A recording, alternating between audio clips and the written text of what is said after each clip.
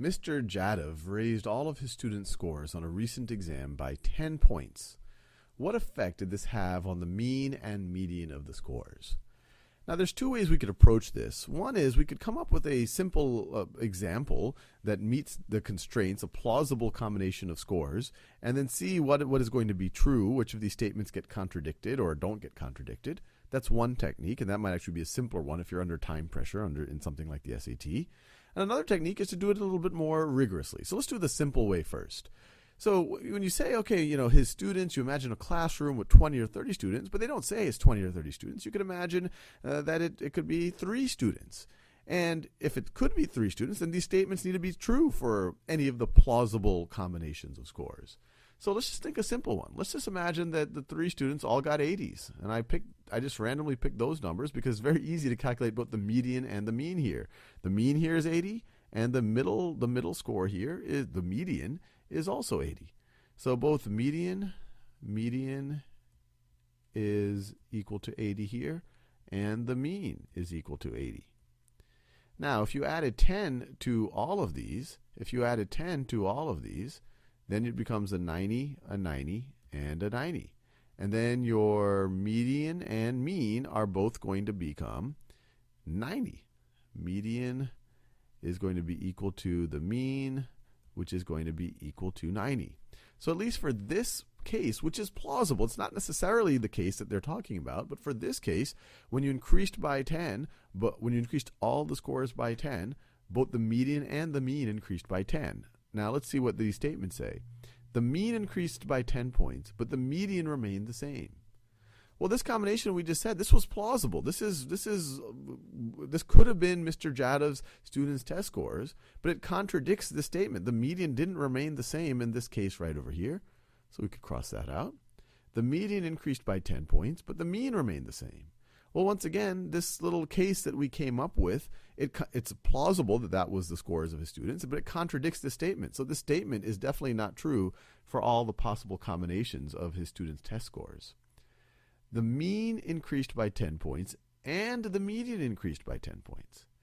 Now, this combination we picked, this particular case we picked, this doesn't prove that this is always going to be true, but at least it doesn't contradict it, so we can't cross it out just yet.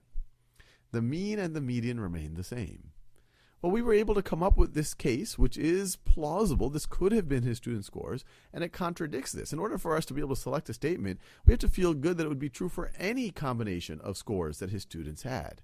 So we could cross that out as well. So if I'm under time pressure and I'm taking the SAT, I would definitely do this choice and then move on.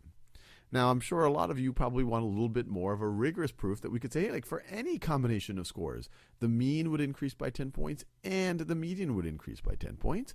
And for that, we could do a little bit of a justification, borderline proof right over here. So let's just imagine, this is the score 1, and then this right over here is the median score, and then we keep going, and then this is the nth. That is the nth score right over there. Now, if we added 10 to everything, the order isn't going to change. So all of these scores, these n scores, are just going to go up by 10.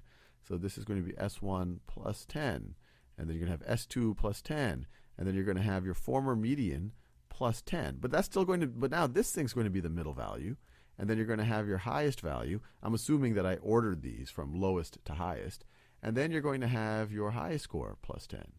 So if all of the scores go up by 10, whatever was the kind of that median, that's still going to be in the middle, but now it's going to be 10 higher. So your new median is going to be 10 higher.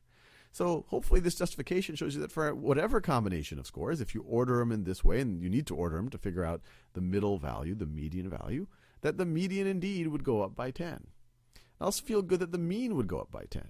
So how would you calculate the mean? So the mean is going to be the first score plus the second score all the way to the nth score, and you're going to divide it by n. That is going to be equal to the mean.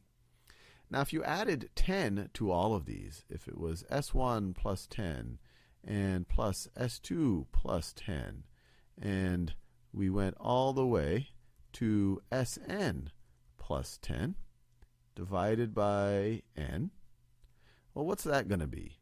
What's that going to be? Well, if we take all the 10s out, we have we're adding 10 n times. So we could rewrite this as S1 plus S2 plus Sn.